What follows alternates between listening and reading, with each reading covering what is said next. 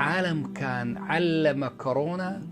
العالم كله ضمان عالم كوحو بري كورونه إني جرتو قوة أود كون كان ماموليسا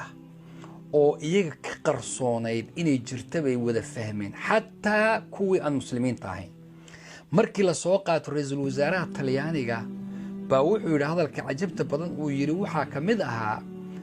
waan cajiznay wax alla wixii awoodii dhulku way dhamaatay waxa dhiman awoodii samada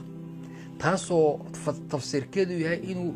dareensan yahay inay jirto awood rabbi oo ka koraysa inay jirto khaaliq marka inay ummadii oo dhan ku xiranto walacalla waxyaabaha lacallahu khayr inay ummado dhan ku islaamaan cudurkan daraadi inay wax badan lagu ogaado xitaa daawooyinkii sharikaadkii ajaanibta iyo kuwii kale ee muslimiinta ahayn baa